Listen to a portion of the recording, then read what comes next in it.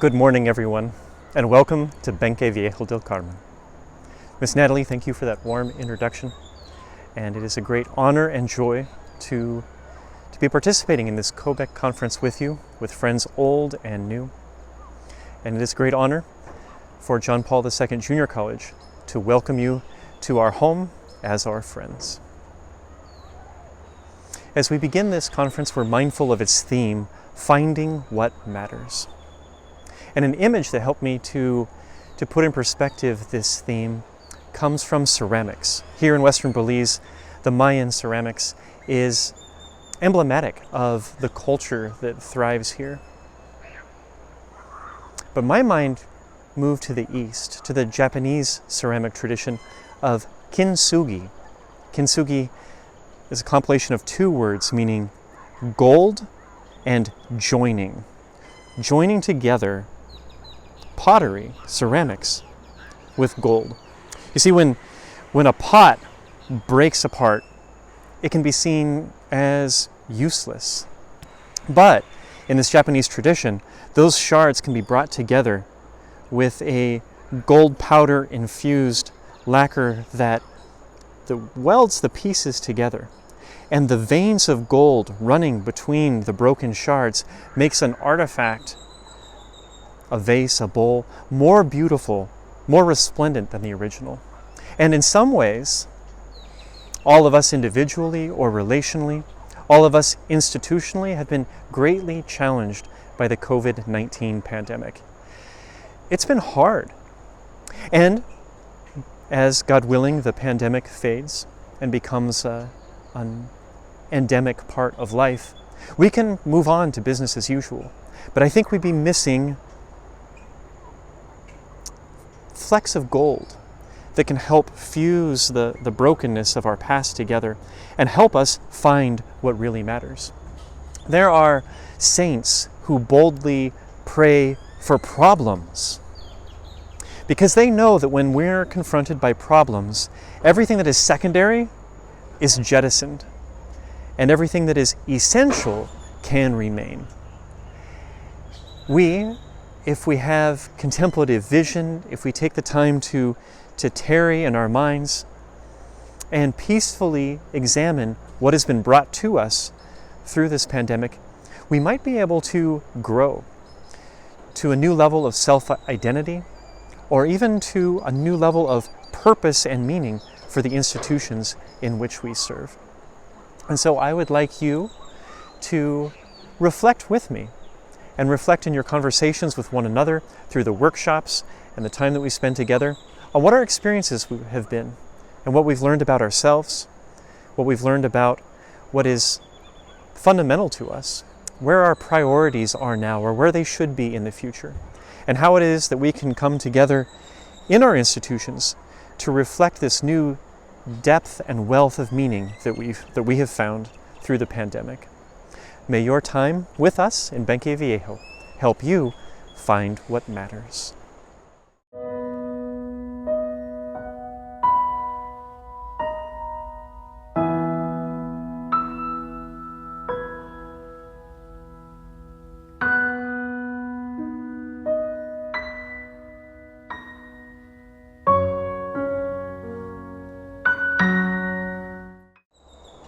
So welcome to the beautiful Mopan River here in Benque Viejo. I think that this is a peaceful and tranquil place in which to reflect upon the experiences that have been presented to us. I strongly believe that reality is intelligible and that within the natural world there is a logos, a rationality, a reason that communicates to us through reality itself. And so let us pause and think about our experiences in this pandemic and see what it is that life might have been communicating to us. And so I'd like to ask each of you to reflect upon the very beginning of the pandemic. How is it that you learned that the pandemic was upon us? And what was that experience like for you personally? How did you initially grapple with a starkly different reality than the one that we had been enjoying just before the arrival of COVID-19.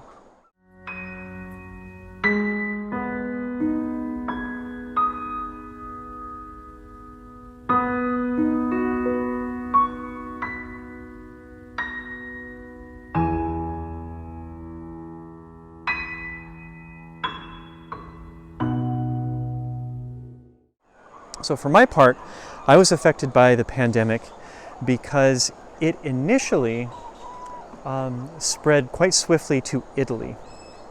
And there was a priest who was going to be a chaplain on a medical mission trip to the Amazon basin in eastern Ecuador. And because he had been in Italy, he was denied being able to board his transatlantic flight. Subsequently, a group of physicians and nurses and dentists bound for Ecuador were without a chaplain and a translator. And so I was contacted by Franciscan University of Steubenville in Steubenville, Ohio, to see if I could, at the last second, go to the Amazon. The Catholic Church had been focusing in our synod on the Amazon region, and I thought it would be a unique opportunity to serve the people of that underserved area. And so with very little forewarning, I found myself in the Amazon. Our trip was cut short by about 2 days as the pandemic spread. And it was uncertain whether or not we would get to Quito to fly out before the airport was closed. That was distressing for me. I didn't want to be in Quito. I wanted to be here by the banks of the Mopan. Fortunately, I was able to get a flight to Lima, Peru, just hours before the international flights were canceled out of Ecuador. But I was warned as I was boarding that the airline was not going to be responsible for what transpired, because it seemed as though either when I was in the air or while I was in the airport waiting for my next flight, or perhaps after I'd already left Peru, that the airport in Lima was going to be fully closed. And so I flew to Lima, not knowing if the airport would be closed and I would be a new resident of Lima. Just a couple of hours before the airport was closed, I was able to get on my flight to San Salvador in El Salvador. And on the flight, the rumor began to circulate around the airplane that the president had issued an edict and everyone upon landing was going to need to quarantine for 21 days in a Salvadorian military barrack. And that to me seemed suboptimal. Fortunately for me, that was only for people who are going to be integrating into the Salvadorian society. As one who wasn't going to leave the airport and was going to just fly on to Belize City, that new regulation did not apply to me, and I was able to come home. I found with each step that I was confronted with fear. I might be living in a reality completely foreign to me. I might have no familial human relationships around me to support me. I have only my faith in God.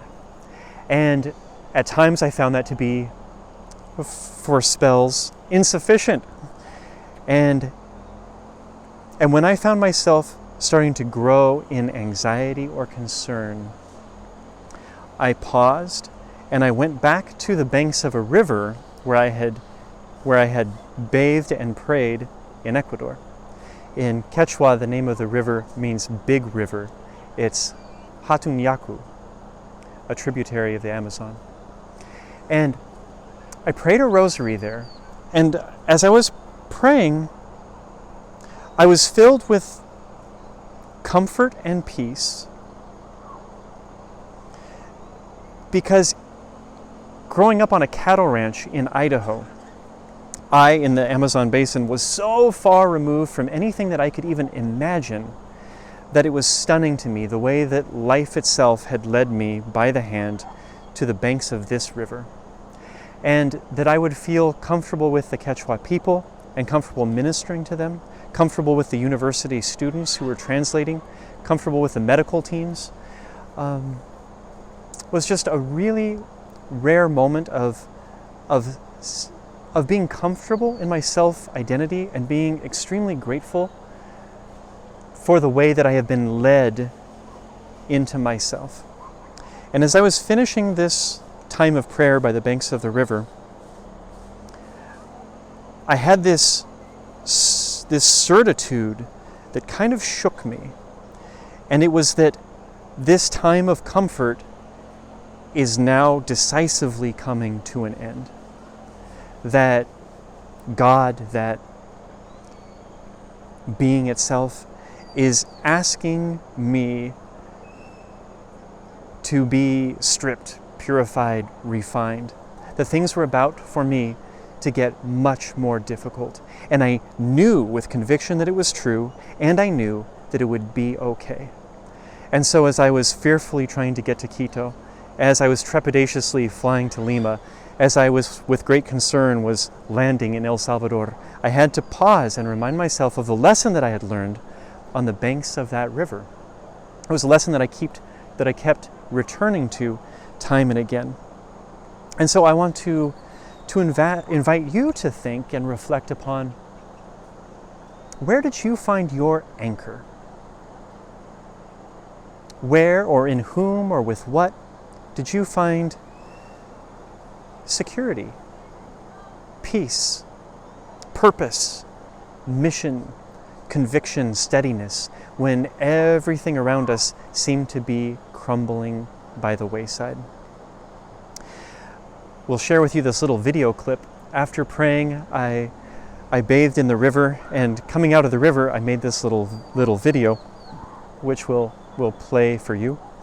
So I had this freak bathing accident, and I lost my shirt in the river, and I don't care. So I hope that video wasn't too scandalous for anyone, but the point for me was that I went from knowing that things were going to be suddenly and dramatically difficult in ways that I could not and did not understand, to immediately being free and joyful. And so there I was, shirtless, and symbolically, I was naked. As a Roman Catholic priest, I wear clerical garb, and so as though my identity had been taken from me. And so naked, I have to turn from the peaceful river and engage the world with trust. And as I walked back to where I was going to be meeting with the mission group,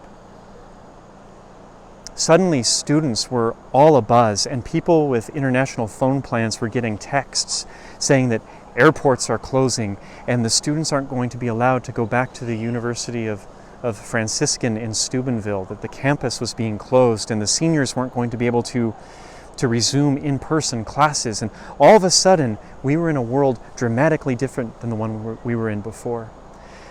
It was shocking. But I thought about Jesus Christ on the cross, who is naked. He's been stripped of all his protections, all his comforts, everything in which he could find security. And yet our tradition teaches us that he died a joyful man. He died a joyful death, as horrific as that sounds, because he had meaning, he had purpose. He died doing the will of the Father. He died sacrificing himself out of love for all of us. And so I wonder if, as things were stripped away from you, did you find underneath those protective shells, those protective layers, things that you deeply cherish? Could you see with greater clarity that which you most ardently love? Were those things able to rise to the fore? A lot of times in life, we can clothe ourselves in power or pleasure, as though those things will satisfy us and round out our identity. We can pursue fortune or fame. And as we pursue those things, I think our soul grows tired. But as those things are stripped from us and we are laid bare before the universe, I think it's easier for our soul to shine with strength and with love. And so I invite you to pause here by the banks of this beautiful river and think about what was your value system before the pandemic? Was it rattled? Was it challenged? Did it change at all? Did you make any discoveries along the way?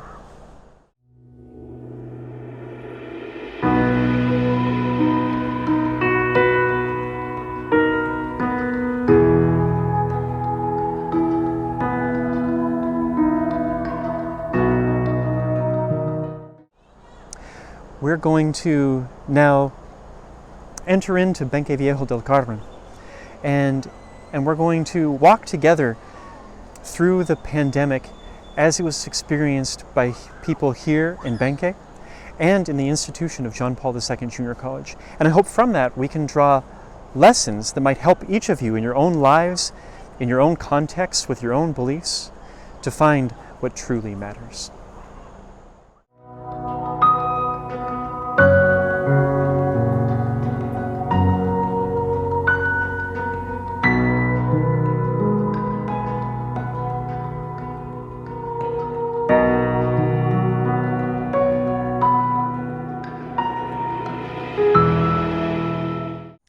Friends, we've reflected on how the pandemic came upon us and how we, perhaps with a lot of fear and trepidation, had to engage these newfound obstacles.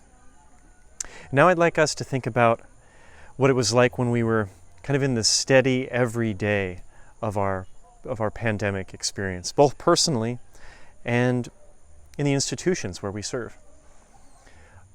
I live with two other men, Father Tony and Father John. And so they form my innermost cell of community. As a Catholic priest, my most intimate connection needs to be with God, but the next sphere would be my priestly brothers. And Cynthia Albeno, who was a valedictorian at John Paul II Junior College, pointed out something to me that was really shrewd, I think really wise. She said, "Isn't it interesting how all three of you priests got separated during the pandemic?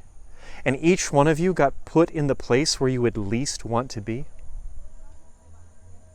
And she was right, because Father Tony ended up having to take one of the last flights out of Belize before the airport closed in order to get a medical procedure done, and then he couldn't get back into the country for 4.5 months.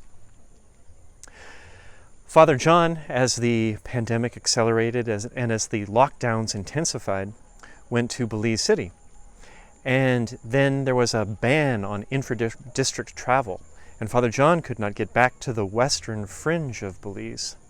And so, I'm alone in Benque. What is God doing in this reality? Or what is being trying to speak into my heart through this solitude? Father Tony, he's the dynamic evangelizer that wants to be out with the people. And he was stuck with his parents in Arizona, people that don't really need to be evangelized or work with. And Father John was being the media priest, communicating masses in Spanish and English. He grew up with a fear of public speaking. And I don't do the best with the daily relentless grind. And that's where I found myself, here trying to take care of the people of Benque in a very challenging time. So, in-person learning stopped, and we went fully online to conclude the semester and then into the next academic year.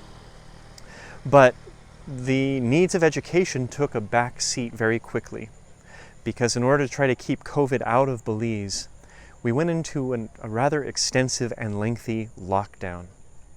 The airport was closed, all the borders into the country were closed. As I filmed this, the land borders into and out of Belize are still closed. The kids just went back to school, to primary schools, just a couple weeks ago for the first time after a 1.5-year hiatus. So the lockdown was very difficult. And with the end of tourism came the end of the biggest financial driver for the country And it was particularly painful for those people who serve in the ecotourist industry here in the Belizean West. We couldn't travel, we couldn't work, and the lockdowns got to the point where you could not leave your home on Sundays. No excuses. We also found ourselves in a situation where Monday through Saturday, you could leave your home, but only for specialized reasons, for food and fuel, for pharmacies and finances. And if you were caught out for any other reason, the consequences were quite grave: 2 years in prison and a $5,000 fine. Needless to say, we had to take that seriously. The streets of Benque Viejo below me were patrolled. The military were patrolling the streets, the police were in the streets to make sure that we were observing our quarantine in the name of public health. Because of these measures, people lost work. And people in Benque do not have much in the way of financial reserves. And so when we run out of money, you can't buy food.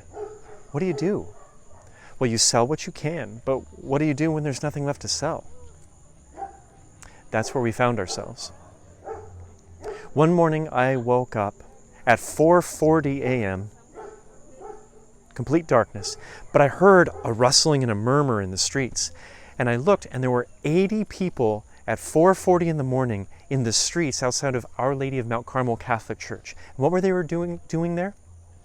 The curfew lifts at 5 in the morning. And they were hoping to be at the church gate at 5 in the morning to get from me a ticket that they could redeem later in the day for a family food bundle. 4 pounds of rice, 4 pounds of beans, and some cornmeal. These people, 80 of them, were risking 2 years in jail in hopes of getting a ticket to get 4 pounds of rice and 4 pounds of beans for their family. And that's when you know that this crisis has become legitimately severe. In this humanitarian crisis, what do? We come together as a family. And so there was not going to be any man, woman, or child who died in Benque because they did not have enough to eat. And so every person became a part of our team. And the leadership of the structure of the team involved to a very high degree students and graduates of John Paul II Junior College. So here's how it unfolded. We need money to buy rice and beans, but public masses have been canceled. I can't pass around the collection plate and ask for donations when people can't gather, when we can't come to church. And so teachers, including volunteer missionary teachers, began to put out the word that we have a food crisis and we need help. Over $20,000 was raised to buy the bare basic staples of food for the people in this community as we tried for 2 months to feed people that didn't have enough to eat. I saw a food truck go by and I jumped into the car and I chased it down and I had a conversation with this man, Wilmer Monroy. And he offered me very good prices for bulk rate rice and beans. He delivered on Monday. And when we were unloading, there were a lot of people standing in the street hoping to get food. And as we were unloading bag after bag after bag, he looked out at the people and then he looked at me and he started to cry. And I said, Wilmer, what happened? And he said, Father, when I was 13, I crossed the border, which you can see behind me, from Guatemala into Belize. We were victims of the war. We thought we could find a new life. We thought we could find work in Belize. But we didn't speak English and we didn't know anyone, and things were a lot harder than we had planned. We got to Cayo and we would have starved to death as a family, but we were found by a Catholic priest named Father Murphy. And he gave us a little shack to live in and enough food just to keep us alive. And now here I am, standing with you, trying to feed people just like me. Wilmer Monroy has his own farm and he has his own food distribution business now. And one never knows if the people that we are feeding aren't going to be the next generations of leaders for this country, or people who can help in significant ways to take care of one another. In the beginning, people would come to the church and we would give out tickets every day, and once a week a family could receive a ticket for a family food bundle. But the crisis began to become way too vast for that. And so we started a new distribution point at John Paul II Junior College and at the church, the Catholic Church on the other side of the hill in San Jose de Socots. But at 5 in the morning when we start distributing tickets, the lines are big. And there are people who live far away from those places that aren't getting there in time.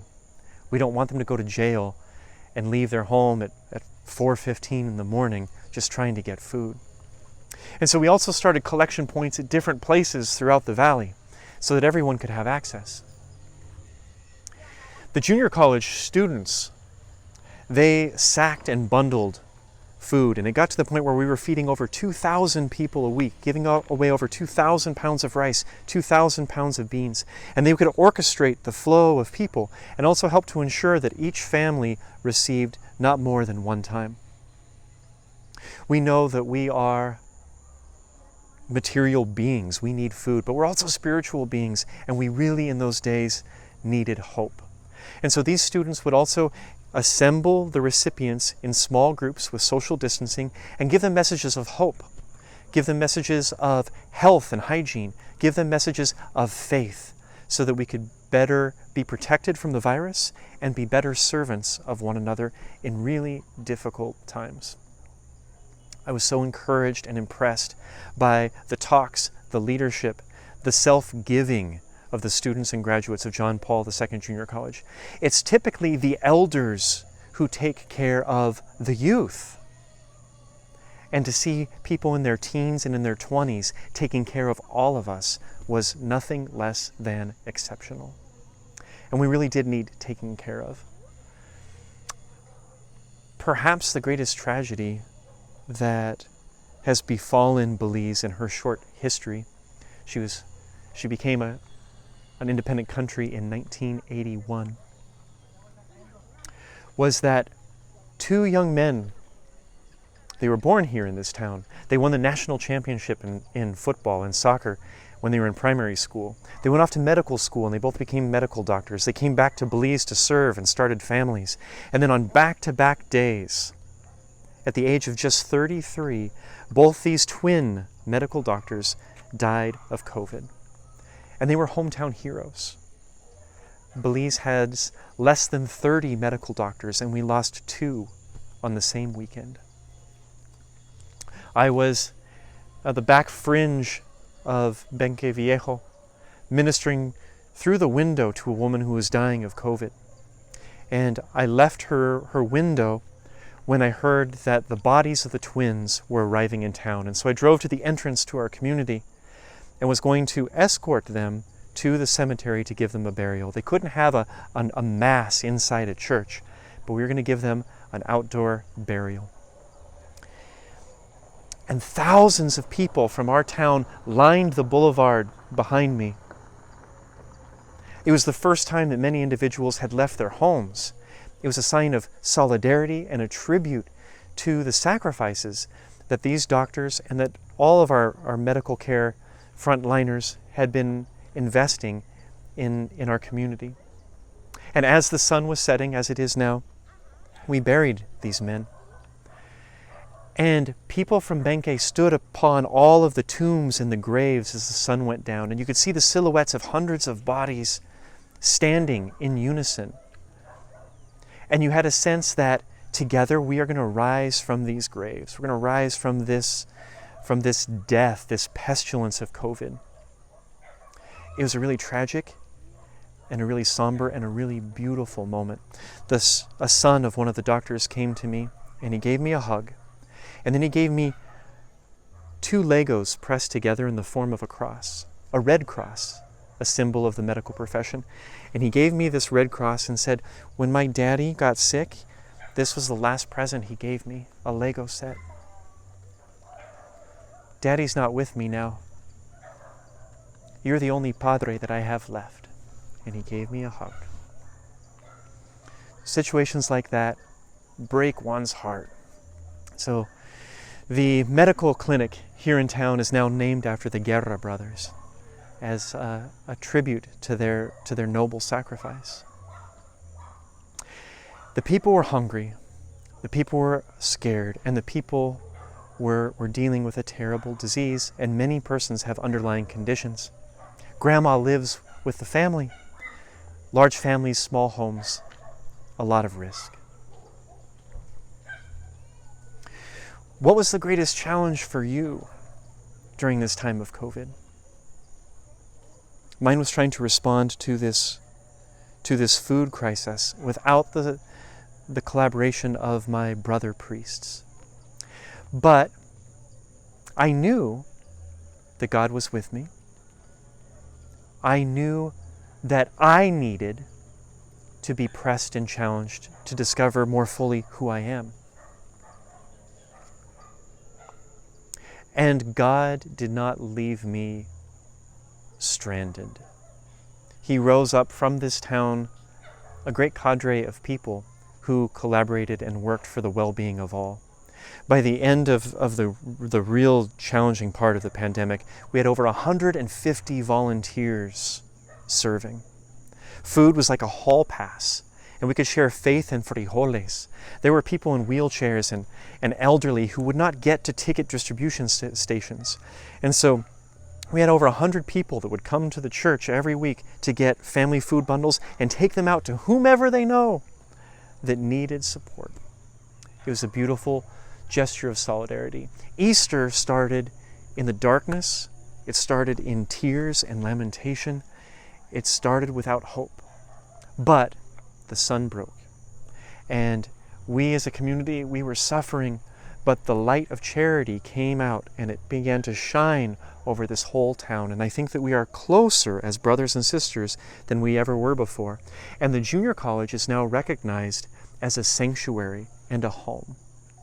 There's a young woman recently who ran away from home because of really difficult circumstances. And where did she go? John Paul II Junior College. Growing up, if you were going to run away from home, would you run to school? Probably not. But when the sun rose that morning, she was there. It is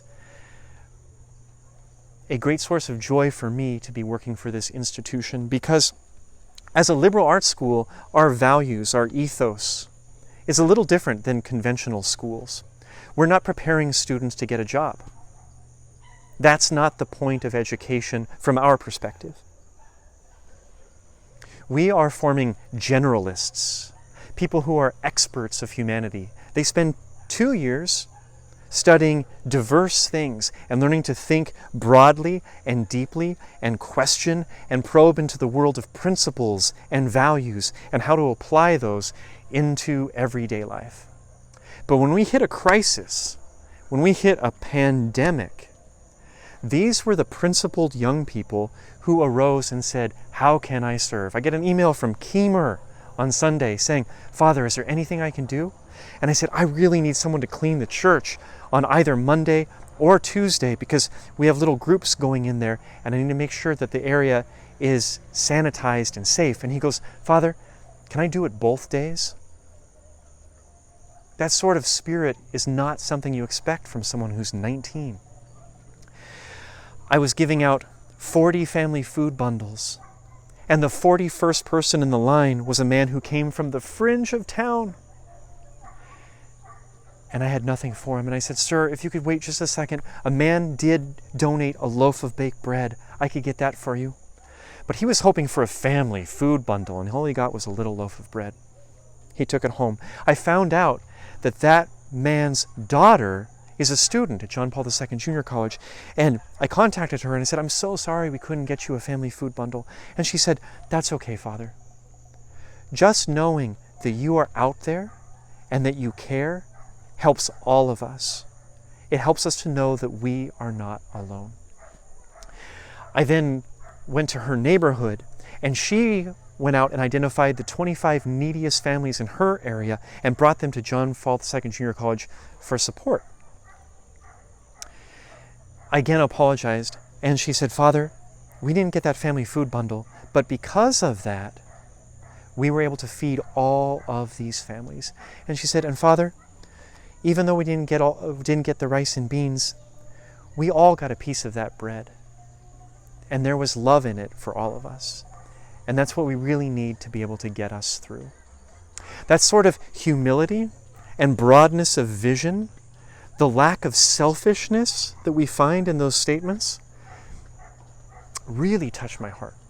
And it impels me to want to continue to serve this institution because of the quality and caliber of young people that it produces. We want people that write well and speak eloquently. But if you wield that power and you're not rooted in goodness, you can bring a lot of damage to the human community. And so we hope that we are fostering young people of integrity. And when the pandemic pressed, we had young people sacking rice and beans. We had young people giving food talks. We had young people recording data, young people cleaning the churches. And it was all voluntary. We had people making videos to try to promote benefactors so that we could keep food in this community and hold everyone here together. I am blessed to be part of a liberal arts school where people are learning how to be humans by engaging broadly the human condition. And I hope that they go on to become specialists in lots of different ways, perhaps going to even some of your different schools and institutions. But I was really pleased to find that when crisis is upon us, it's our students that know what matters and who are willing to rise to the forefront of leadership to do something about it. My friends, when your values were pressed and the things that were important to you began to get stripped and peeled away, what rose to the fore for you personally? What was important to you? For me, the relationships that I forged were so important. And what is important to your institution? When everything is stressed, did school still matter? And why? What in your school, what in your profession, what in your craft was most vital to you that made you want to keep on going and collaborate together with your colleagues to do something beautiful for our community or for God? I thank you for taking the time to be part of this conference. I look forward to the opportunity to hearing your story and to be able to share collegially with all of those here assembled. May Almighty God bless you, your families, and your institutions. The Father, and the Son, and the Holy Spirit. Amen.